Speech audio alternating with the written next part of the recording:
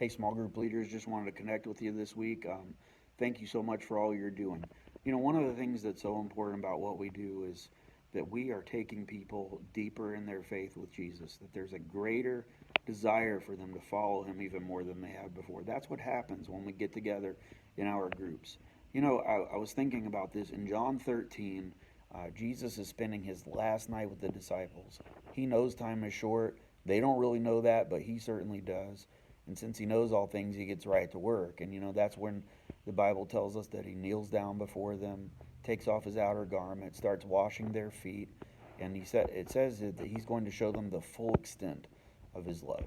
And of course, I'm sure all of them were kind of, bashful about that and wanting to put up a front to that and fight that. But Peter, of course, is the spokesman for the group, and he says, Jesus, there's no way that's going to happen.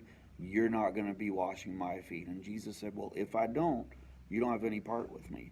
And Peter said, well, not just my feet, but do my head and my hands as well.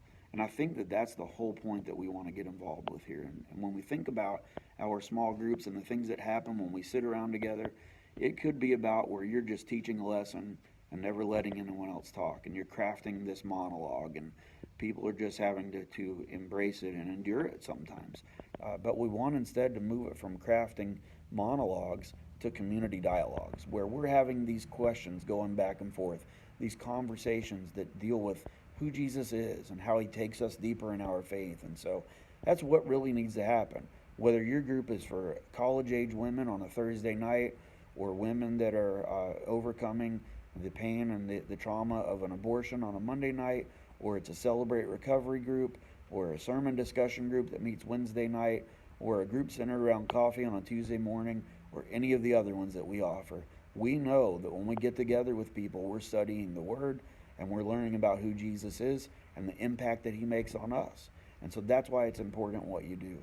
I want you to know that I'm praying for you. I appreciate you, and I love what you're doing. Keep up the great work. I can't wait to hear more stories about what God does, and I'm looking forward to serving with you in the future. Keep having those conversations with people so they'll go deeper in their faith with Jesus, just like you. Thanks so much, and we'll talk to you soon.